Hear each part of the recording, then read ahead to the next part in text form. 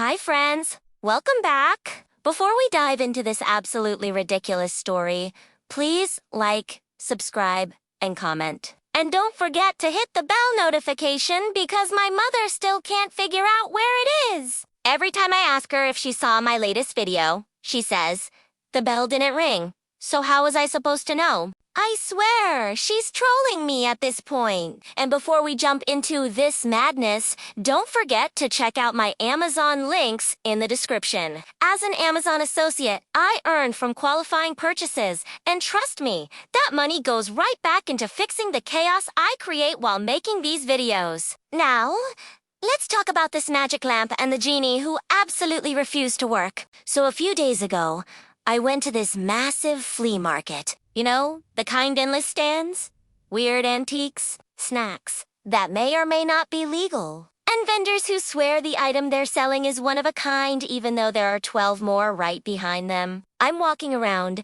minding my own business, looking for absolutely nothing, and trying not to buy things that I don't need, which is impossible for me. That's when I spot it. A tiny little lamp sitting on a dusty old table, glowing faintly like it had been charged on a very confused solar panel. The vendor said it was a genuine magical artifact, which could mean anything from ancient treasure to prop from a low-budget kids show. Either way, it was $5. $5. So obviously, I bought it faster than you can say impulse purchase. I took it home, placed it on my kitchen counter, and stared at it dramatically like I was expecting it to do tricks. Nothing happened. So I grabbed a paper towel and started polishing it, thinking maybe if I cleaned it enough, the genie would show up and applaud me for good housekeeping. And then boom, a puff of purple smoke burst out of the lamp, nearly giving me a heart attack, and out popped a genie. Not a tall, intimidating genie. Not a muscular, "I've granted 3,000,000 wishes, genie." No. This genie looked like he had been working overtime at a mythical customer service call center. He had messy hair, dark circles under his eyes, and a coffee cup in one hand. He looked at me, sighed dramatically, and said, "Oh, great! Another one." I blinked. He blinked. Then I said, "Aren't you supposed to be more magical?" And he said, "Aren't you supposed to clean your kitchen?" Rude. Accurate, but rude. He stretched, cracked his neck, and said, "All right, let's get this over with. You get 3 wishes." But he said it like he was offering me discount coupons. I said, "Okay, cool. I wish for."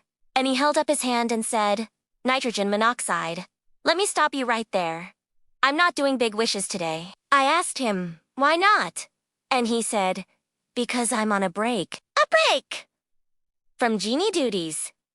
How does a genie go on break? Apparently, according to him, genies get burned out from all the wishing. He said I was the 400th person that month asking for riches, fame, love, superpowers, or a date with some celebrity who will definitely not date them. He sat on my couch, grabbed my chips, and said, "I'm exhausted. We're doing small wishes only today, like mildly convenient ones." This mythical creature, really sat in my living room, eating my snacks like he pays rent. So I said, "Okay, fine. Small wishes. I want my laundry folded." And he snapped his fingers half-heartedly and said, "Done." I checked. My laundry was folded all right, in the most chaotic, somehow worse than before way I've ever seen. I said, "What is this?" And he said, "It's modern art." I said, "No, it's a crime." He shrugged. Then my friend came over and saw me sitting next to a genie on my couch. She asked, "Who's this?" And the genie said, her emotional support disappointment, "I'm telling you, this genie had 0 filter." We explained the situation to my friend, who of course didn't believe it, until the genie turned her water bottle into a pineapple. Not a magical pineapple, just a regular pineapple. She stared at it and said, "Does it at least taste like water?" The genie said, "Only if you believe." It did not taste like water. she found out the hard way. At one point, the genie asked if I had any Wi-Fi because he needed to catch up on his shows. I told him yes, but the password was difficult, and he said, "Trust me." I am literally made of cosmic energy. I can handle a complicated password. He could not. He misspelled it 6 times. Then he got mad and accused my router of having communication issues.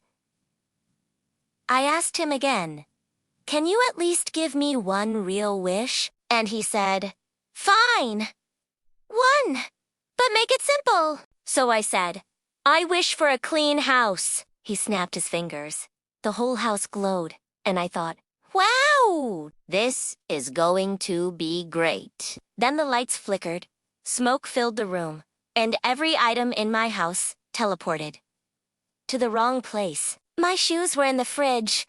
My toaster was in the shower. A bag of pasta was hanging from the ceiling like a bat. I looked at him and said, "What did you do?" And he said, "I cleaned." Technically, we spent the next 3 hours rearranging everything while the genie ate the rest of my snacks and complained about his workload. At one point, he sat on the floor and said, "Do you know how many people wish for a pet unicorn? Do you know how hard it is to summon unicorns? They're divas." I said, "Man, why are you telling me this?" And he said, "Because you're the only one who listens." I said, "I literally didn't ask for A and Y of this."